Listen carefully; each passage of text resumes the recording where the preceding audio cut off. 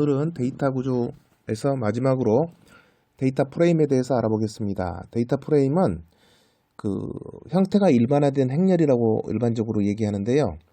형태는 행렬하고 같습니다. 그렇지만 우리가 전에 말씀드린 것처럼 행렬은 행렬 내부의 원소들이 전부 다 같은 형태여야 됐습니다. 만약에 숫자 데이터를 사용한 행렬이면 모두가 숫자여야 되고, 또 문자를 사용하는 행렬이면 모두가 문자여야 되는 것입니다. 그래서 행렬 중에서 1열은 문자로 쓰고 2열은 수치 데이터를 쓰고 이렇게 할 수가 없습니다. 그러나 데이터 프레임은 이런 문제를 해결하기 위해서 형태는 행렬의 형태를 가지고 있지만 1열은 문자 데이터를 쓰고 2열은 숫자 데이터, 점수나 숫자 데이터를 쓰고 이렇게 형태를 이렇게 마음대로 선택할 수 있게 만들어진 데이터 자료 구조가 데이터 프레임입니다.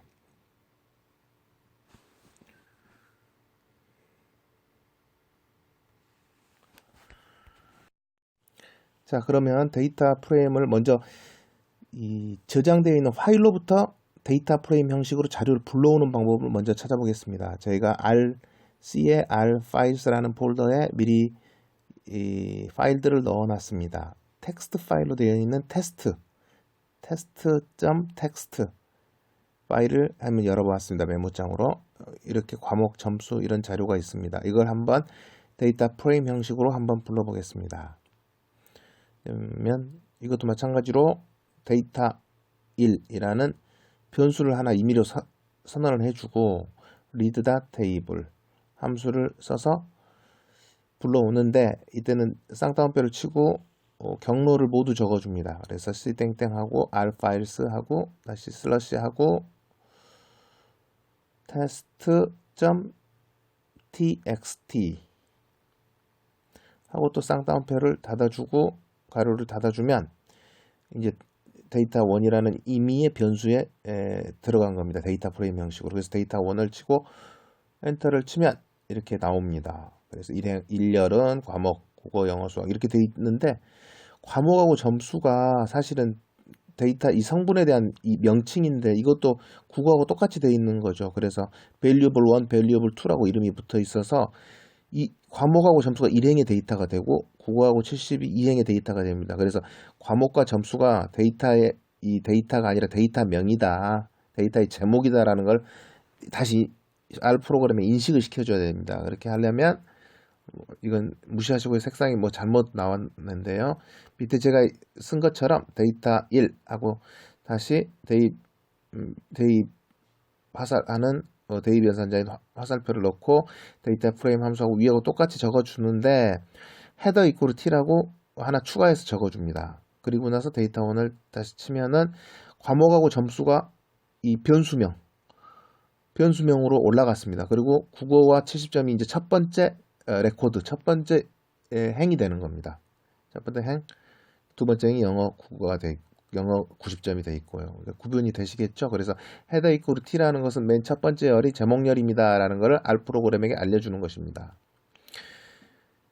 이 다음에는 CSV 파일을 한번 불러보겠습니다. CSV 파일은 comma separated values 해가지고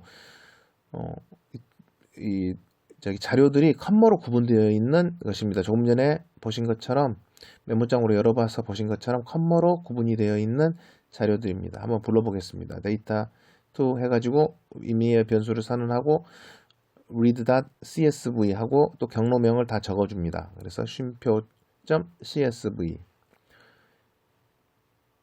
라고 적어서 한번 불렀습니다. 그러면 불렀으니까 이제 데이터2에 저장이 됐죠. 그럼 데이터2를 치고 엔터를 치니까 아까 메모장에서 봐도 쉼표로 구분되어 있던 것들이 이렇게 데이터 프레임 형식으로 불러졌습니다. 그런데 이 read.csv는 read.table하고 다르게 헤더 이퀄 t가 디폴트로 되어 있습니다. 그리고 이제 쉼표로 구분이 되어 있다고 했기 때문에 쉼표는 구분자라고 인식을 해서 쉼표를 따로 출력을 해주지 않는 겁니다.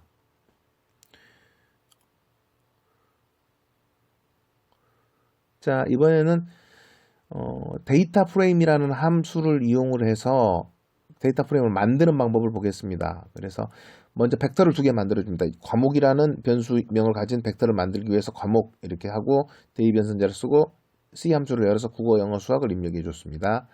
그리고 점수라는 벡터를 만들기 위해서 점수라는 변수명을 주고 그 다음에 C 함수를 열어서 90, 80, 70 이렇게 점수를 입력해 줬습니다. 자, 벡터 2개가 만들어졌습니다. 이걸 2개를 합쳐서 데이터 프레임을 만드는 겁니다. 먼저 과목이라고 치고 엔터를 한번 해보겠습니다. 과목이라고 입력을 하고 엔터를 치니까 국어, 영어, 수학이 나왔고 또 점수라고 입력을 하고 엔터를 치니까 90점, 80점, 70점이 나왔습니다. 그러면 이제 임의의 변수로 데이터 3을 주고 data.frame이라는 함수를 불러서 거기에다 과목과 점수를 넣어주면 됩니다. 과목과 점수를 넣어주고 가로를 닫고 엔터를 치면 데이터 3에 들어가 이제 입력이 된 겁니다. 그래서 데이터 3이라고 치고 엔터를 치면 과목 점수에 국어 90, 영어 80, 수학 70 이렇게 변경이 이렇게 데이터 프레임이 만들어진 걸 알 수가 있습니다. 그래서 벡터 2개를 가지고 데이터 프레임을 만드는 겁니다. 이럴 때 쓰는 함수가 조금 전에 보신 것처럼 데이터.frame입니다. 이번에는 이것을 이제 이 데이터 프레임들을 이렇게 합치는 방법을 한번 알아보겠습니다.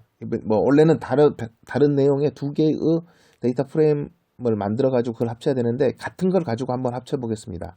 그래서 데이터 4 해가지고 R바인드는 행방향으로 합치는 겁니다. 행방향으로 데이터 3과 데이터 3을 합쳐봐라. 이런 겁니다. 뭐 다른 자료를 데이터 3과 뭐 데이터 뭐 임의의 다른 걸 데이터 프레임을 만들어서 합쳐도 상관없는데 저는 똑같은 걸 한번 합쳐보겠습니다. 그래서 R바인드로 합치면 행방향으로 합쳐진 겁니다. 그래서 국어, 영어, 수학하고 다시 국어, 영어, 수학 이렇게 합쳐진 겁니다. 그래서 이번에는 C바인드를 한번 해보겠습니다. C바인드는 열방향으로 합치는 겁니다. 그래서 데이터 5라고 하고 변수를 선언하고 C바인드하고 데이터 3과 또 데이터 3을 합쳐보겠습니다. 그러면 옆으로 이제 행방향으로 합쳐지겠죠. 그래서 데이터 5하고 엔터를 치면은 이번에는 과목 점수 해가지고 열방향으로 과목 90점, 아니 국어 90점, 국어 90점, 영어 80점, 영어 80점, 수학 70점, 수학 70점 이렇게 열방향으로 데이터 3과 데이터 3이 이 병합이 된 것을 알 수가 있습니다. 이번에는 리스트 구조를 자료 구조를 데이터 프레임으로 변형시키는 방법을 한번 알아보겠습니다. 먼저 리스트 자료를 한번 만들어 보겠습니다. 리스트 1 해가지고 리스트 함수를 열고 이름도 부여해서 성명은 C 함수 열고 김길동, 이길동, 박길동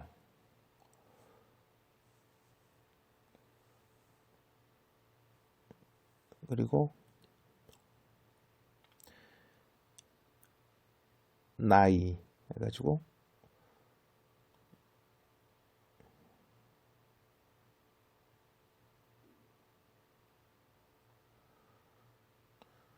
나이 하는데 저는 엔터를 쳤습니다. 엔터를 치면 이게 성분이 리스트는 여러 가지 성분이 들어가야 되는데 가로가 리스트 함수에 대한 가로는 C 함수에 대한 가로는 닫혔지만 리스트 함수에 대한 가로는 안 닫힌 상태에서 제가 엔터를 친 거죠.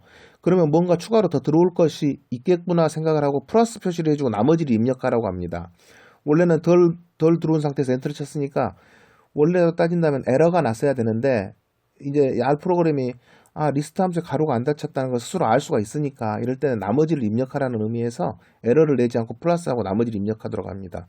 그럼 여기에는 저는 두 번째 성분으로 나이 해가지고 35, 45, 60이라고 치고 C 함수도 닫고 리스트 함수도 닫아줬습니다. 그러니까 정상적으로 입력이 된 겁니다. 그래서 리스트 1을 치면은 성명이라는 성분과 나이라는 성분이라는 두 개의 성분을 갖는데 그 성분의 원소로는 벡터를 갖는 것입니다. 그래서 성명이라는 성분 밑에 캐릭터형, 문자형으로 김길동, 이길동, 박길동이라는 벡터가 있고 나이라는 성분에는 숫자형으로 35, 45, 65라는 수치형 성분이 원소로 들어가 있는 겁니다. 그럼 이거를 변환할 때는 데이터 6 해가지고 s.data.frame 하고 리스트 1을 조금 전에 만든 리스트 1을 거기에다가 넣었습니다. 그러면 리스트 1이 데이터 프레임 형태로 변환이 돼서 데이터 6에 저장이 되는 겁니다. 그래서 데이터 6을 치면은 아까 같은 자료가 매치가 된 겁니다. 김길동은 35살, 이길동은 45살, 박길동은 36살 이렇게 된 겁니다. 그럼 이걸 호출을 해보겠습니다. 데이터를, 원소를. 그러면 데이터 6의 이행 2열. 그러면 데이터 6은 이 자료죠. 데이터 6 2행은 이길동 45살이죠. 2행의 2열이니까 그냥 45만 나오겠죠. 그러면 데이터 6에 2열만을 치면 35, 2열이니까 나이열이죠. 35, 45, 36 이렇게 나옵니다. 출력이 됩니다. 그리고 데이터 6에 2행만을 친다면 이길동하고 45 이렇게 나오겠죠. 이 행만을 우리가 본다고 한다, 추출을 한다고 한다면, 그리고 데이터 6에 3행 1열. 3행 1열은 박길동이죠. 3행의 1열이니까 박길동 이렇게 나옵니다.